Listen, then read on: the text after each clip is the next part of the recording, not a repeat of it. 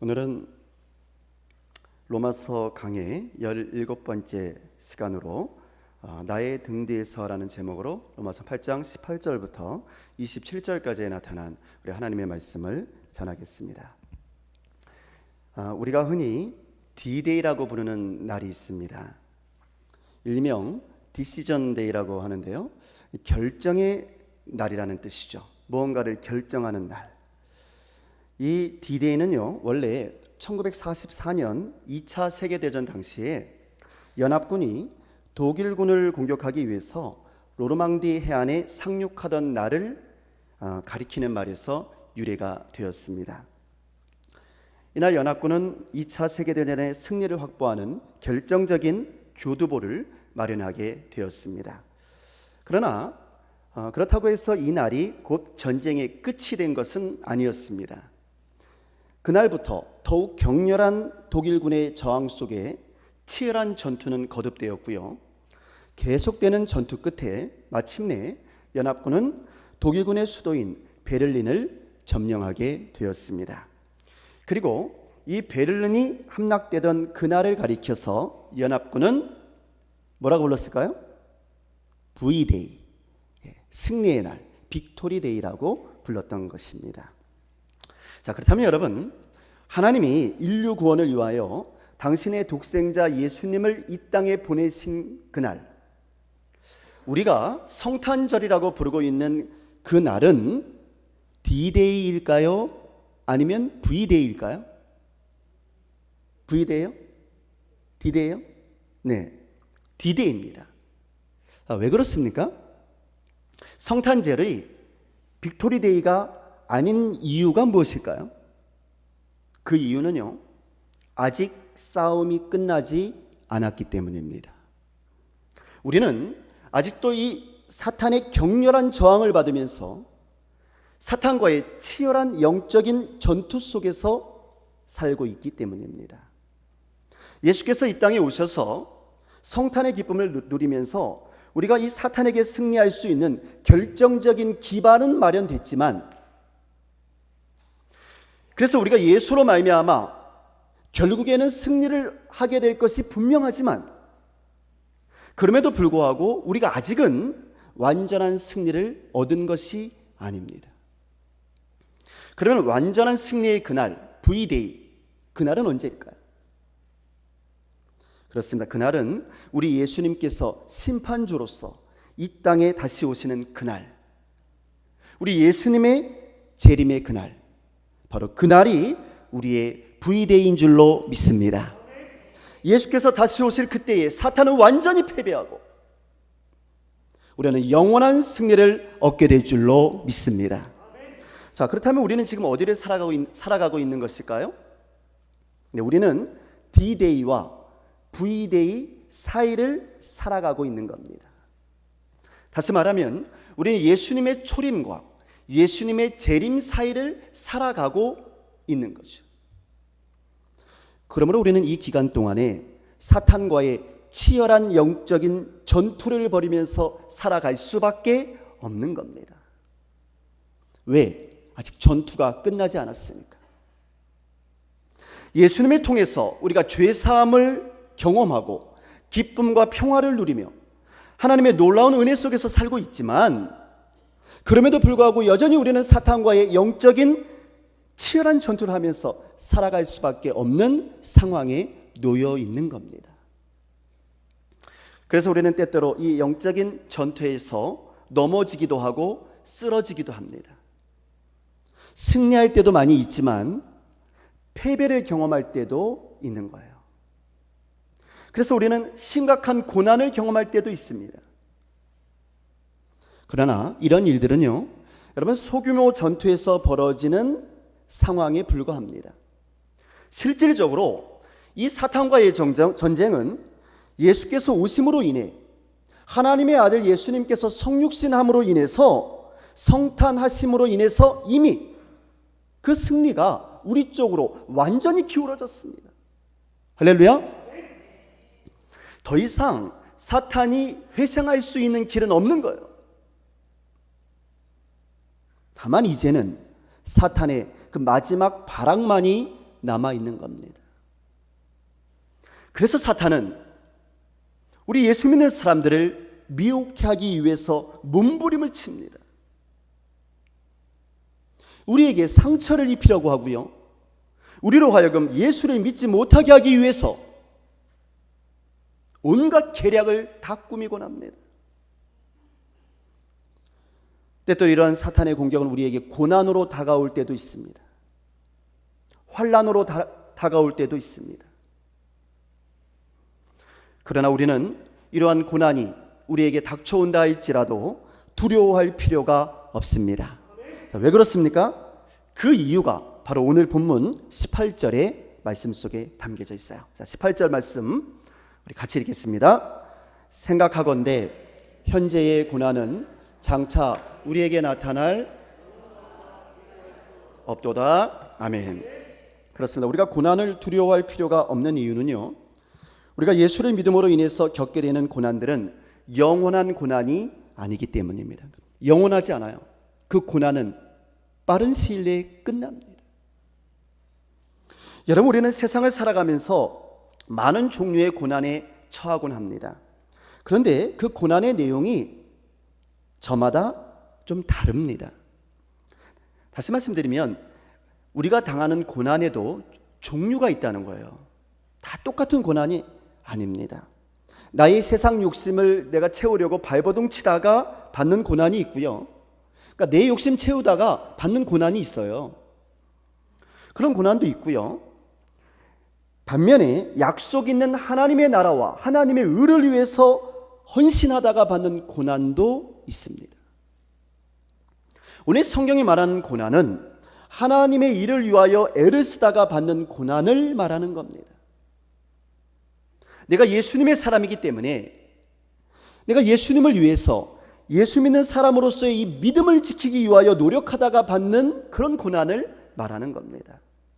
성경은 이러한 고난에는 장차 영원한 영광이 예비되어져 있다는 것입니다. 믿습니까? 어느 가정에요, 사법고시를 준비하는 수험생이 있었답니다. 근데 이 사람이 결혼을 했어요. 그리고 자식도 2명이나 있었습니다. 그래서 이 사람은 결코 그 시험을 포기할 수가 없었습니다. 그래서 이제 계속해서 시험을 준비하려고 하는데요, 문제가 있었죠. 왜냐하면 경제적으로 그렇게 넉넉한 형편이 아니었기 때문입니다. 그래서 이제 선택을 해야 됐습니다. 시험을 계속해서 준비할 것인지 아니면 그냥 포기하고 아무 직장이나 다니든지 이제 선택을 해야 했던 것이죠. 그날 밤 진로를 놓고 고민하던 이 남편에게 아내가 다가와서 이렇게 말해줍니다. 여보, 아무 걱정 말고 시험을 준비하세요. 당신이 시험을 준비하는 동안에는 내가 나가서 일을 할게요. 애들은 어머니들께 좀 봐달라고 부탁을 드릴게요. 자, 그래서 이제 그때부터 이 온 가족의 전쟁이 시작됐습니다. 시어머니와 친정어머니가요, 번갈아 가면서 드나들면서 아이들을 봐주었고요, 아내는 식당에 나가서 일을 시작했습니다. 남편은 고시원에 들어가서 이제 아내가 붙여주는 돈으로 생활을 하면서 시험 준비를 했습니다. 남편은 정말 이를 악물고 노력했습니다. 총각 시절에 이 사법고시 준비하는 것하고는 전혀 달랐습니다. 1분이 아까웠고요, 피곤해서 잠시라도 좀 눈을 붙이려고 하면 사랑하는 아내가 식당에서 일하는 모습이 떠올랐습니다. 어머니들이 아이들과 함께 좁은 방에서 씨름하며 고생하는 모습도 떠올랐습니다. 코피가 나고 몸이 허약해지는 것도 느껴졌지만 그는 멈추지 아니하고 공부에 전력을 다했습니다. 온 가족의 고난의 시간들이었죠. 그러나 결국 수년 만에 이 남편은 사법시험에 당당히 합격을 하게 되었고요, 그토록 소망하던 판사의 직책까지도 맡게 되었답니다. 온 가족에게는 큰 기쁨이요 영광스러운 열매를 맺게 된 것입니다. 자, 성도 여러분, 어떻습니까? 이 정도의 영광이 예비되어져 있다면 현재의 고난은 좀 참을 만한 것이 아니겠습니까? 영광이 예비되어져 있는 고난이라면 우리는 참을 수 있고 또 참아야만 합니다. 그런데 성경은 말하기를 우리 그리스도인들의 영광은 이런 사법시험 패스 정도하고는 차원이 다른 거라는 거예요. 이런 세상적인 영광과는 차원이 다른 영원한 그리고 엄청난 영광이라는 거예요. 그래서 우리 그리스도인들은 바로 그 영광을 사모하며 기다린다는 것이죠. 자, 그러면 우리 그리스도인들이 얻게 되는 그 영광이란 무엇일까요? 자, 본문 23절 말씀입니다. 23절 같이 읽겠습니다. 그뿐 아니라 또한 우리 곧 성령의 처음 익은 열매를 받은 우리까지도 속으로 탄식하여 양자 될 것 곧 우리 몸의 속량을 기다리느니라. 아멘. 이게 조금 어려운 말씀인데요. 개역개정은 제가 쉬운 성경인 좀 세 번역으로 이 말씀을 다시 한번 읽어드리겠습니다. 그뿐만 아니라 첫 열매로서 성령을 받은 우리도 자녀로 삼아 주실 것을 곧 우리 몸을 속량하여 주실 것을 고대하면서 속으로 신음하고 있습니다. 그러니까 성경이 말하는 영광이란 무엇인가? 그 영광은요, 고난을 받는 하나님의 백성들을 우리 하나님께서 하나님의 자녀가 되게 해 주신다는 것입니다. 이것이 우리들의 영광이라는 거예요. 우리가 하나님의 자녀가 되는 것. 그리고 우리가 이렇게 하나님의 자녀라고 하는 이런 영광스러운 신분을 얻게 되면 우리는 모든 죄악과 고난의 고통으로부터 완전히 자유한 몸을 얻게 된다는 것입니다. 이 완전히 자유한 몸, 이것이 바로 우리의 부활의 몸을 말하는 거죠. 자, 그런데 문제가 있어요. 우리는 지금도 이미 하나님의 자녀들이거든요. 여러분, 그렇지 않습니까? 우리 지금도 하나님의 자녀들인 줄로 믿습니다. 그런데 문제는 뭐냐면 우리가 완전히 하나님의 자녀로서의 권세는 가지지 못했다는 거예요. 이 땅에서는 아직까지는. 왜? 중간기이기 때문에. 다시 말씀드리면 아직까지 하나님의 나라가 도래하지 않았기 때문에 그렇다는 거예요. 그래서 이 중간기를 살아가는 예수님의 초림과 재림 사이를 살아가는 우리들에게 절대적으로 필요한 것이 있다는 거예요. 그 나라가 오기까지 우리에게 이것이 필요하다는 거죠. 24절 말씀입니다. 같이 읽겠습니다. 우리가 소망으로 구원을 얻었음에 보이는 소망이 아니니. 아멘.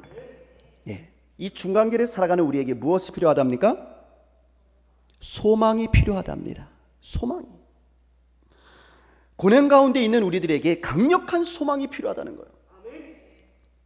우리는 이 하나님의 영광을 바라는 소망으로 구원을 얻었음에, 그렇게 말씀합니다. 이 소망으로 구원을 얻었다고. 그런데 그렇게 바라던 우리의 소망이 뭐냐? 그것은 눈에 보이는 것이 아니라는 거예요. 성도 여러분, 세상 사람들은요, 눈에 보이는 것들에만 소망을 두고 살아갑니다. 그래서 세상 사람들이 말하는 복의 개념은 전부 다 눈에 보이는 것들이에요. 그래서 눈에 보이는 물질들, 이런 것들의 관계가 있는 거죠. 그래서 세상 사람들이 항상 중요한 것은 건강과 물질입니다. 눈에 보이는 명예와 권력이 최고의 가치입니다. 그래서 세상 사람들이 이러한 복을 얻기 위해서 자신의 인생을 걸고 살아가고 있는 거죠. 그러나 어느 순간에 이 모든 것들이 허무해지는 날이 반드시 옵니다. 우리 세상에서 원하는 이런 것들을 얻었든지 못 얻었든지 간에 모든 사람에게 이 허무의 날은 찾아오게 되어 있습니다. 그리고 그날로 우리는 세상에서 추구했던 이 모든 것들과 이 눈에 보이는 것들과 작별 인사를 해야만 하는 거죠. 그날이 언제입니까? 우리가 이 세상을 떠나는 날. 우리 모두가 무덤으로 가야 하는 죽음의 그날입니다. 어쩌면 하나님께서는 이 죽음을 통해서 우리를 겸손하게 해주신지도 몰라요. 그러나 여러분, 우리 믿는 사람들의 소망은 이와는 전혀 다릅니다. 우리의 소망은 눈에 보이는 이 세상의 것이 아니기 때문입니다. 우리의 소망은 눈에 보이지를 않습니다. 그래서 오늘 성경은 24절에서 눈에 보이는 것은 소망이 아니라고 단호하게 말합니다. 우리는 이 소망으로 구원을 얻었음에 보이는 소망이 소망이 아니니 보는 것을 누가 바라리요? 우리 그리스도인들은 보이는 것을 바라지 않는다는 말이에요. 그런 것들 때문에 예수 믿는 게 아니라는 거예요. 그래서 우리 그리스도인들은 눈에 보이지 않는 것을 소망합니다. 여러분, 이게 뭡니까? 이게 믿음이에요. 믿음. 눈에 보이지 않는 것을 소망하기 때문에 믿음이에요. 우리는 눈에 보이지 않는 하나님의 나라를 소망하며 하나님의 자녀로서 완전히 속량을 입게 될 날을 소망합니다. 자, 그런데 문제가 있습니다. 사실 눈에 보이는 것을 소망하고 그것을 얻기 위해서 노력하는 것은 쉽거든요. 왜? 눈에 보이니까, 잡히니까. 근데 눈에 보이지 않는 것을 얻기 위해서는 그렇게 애쓰고 노력하기가 쉽지 않다는 거예요. 왜? 눈에 보이지 않으니까. 그러니까 이게 믿음이 없으면 그렇게 할 수가 없어요. 그래서 성경은 우리 25절에서 이렇게 말을 합니다. 25절 말씀 같이 읽겠습니다. 만일 우리가 보지 못하는 것을 바라면 참음으로 기다릴지니라. 아멘. 네. 그래서 하나님의 영광 안에 거하기를 원하는 우리 성도들에게는 뭐가 필요하다? 참는 게 필요하다는 거예요. 참음이 필요하다. 오래 참는 것이 필요하다. 고난 가운데서도 오래 참고 소망 중에 인내해야 하는 것입니다. 그래서 성경은 로마서 5장 3절과 4절에서도 이렇게 말했던 거예요. 다만 이뿐 아니라 우리가 환난 중에도 즐거워하나니 이는 환난은 인내를, 인내는 연단을, 연단은 무엇을? 소망을 이루는 줄 알미라 그랬어요. 그럼에도 불구하고요, 이렇게 오래 참는 것이 결코 쉽지만은 않아요. 특히나 우리 같이 연약하고 인내심이 부족한 사람들이 오래 참아내는 것은 정말 어렵습니다. 그래서 우리는 중간에 포기하기가 쉽습니다. 주님의 일을 하다가도요, 조그만 고난이 닥쳐오고 힘이 들면 그냥 주저앉고 싶은 것이 사실이에요. 그냥 도망치고 싶은 것도 사실이에요. 사실 지나온 우리의 모습을 돌이켜보면 우리 앞에 닥쳐온 시험 물결 앞에서 맥없이 나가 떨어진 적이 한두 번이 아니지 않습니까? 문제는 우리가 이렇게 오래 참아내기에는 너무나도 연약한 존재라는 사실이죠. 도저히 우리 자신의 능력이나 자신의 힘으로는 이겨낼 수가 없다는 거죠. 자, 그러면 어떻게 해야 하는 걸까요? 다 포기해야 하는 걸까요? 도망쳐야 하는 걸까요? 아니요. 성경은 아무 걱정하지 말라고 말합니다. 우리가 이겨낼 수 있도록 도와주시는 분이 계시다는 거예요. 보면 26절과 27절의 말씀입니다. 같이 읽겠습니다. 이와 같이 성령도 우리의 연약함을 도우시나니 우리는 마땅히 기도할 바를 알지 못하나 오직 성령이 말할 수 없는 탄식으로 우리를 위하여 친히 간구하시느니라. 마음을 살피시는 이가 성령의 생각을 아시나니 하나님의 뜻대로 성도를 위하여 간구하심이니라. 아멘. 여러분, 누가 도와주신답니까? 성령께서 도와주신답니다. 할렐루야. 성령께서 말할 수 없는 탄식으로 우리를 위하여 간구해 주신답니다. 무엇으로 도와주신다고요? 말할 수 없는 탄식으로 우리를 위하여 간구해 주심으로 우리를 도와주신답니다. 몽둥이로 우리를 도와주시나요? 아니거든요. 왜 참지 못하냐고 몽둥이를 두신답니까? 아니거든요. 말할 수 없는 탄식으로 눈물을 흘리시면서 우리 성도들을 위하여 간구해 주신답니다. 그럼 성령께서 이렇게 간구해 주시는 이유가 뭘까요? 저는 이 말씀을 연구하면서요, 우리 성령님께서는 마치 우리들의 어머니 같다는 느낌을 받았어요. 이 말씀을 읽으면서.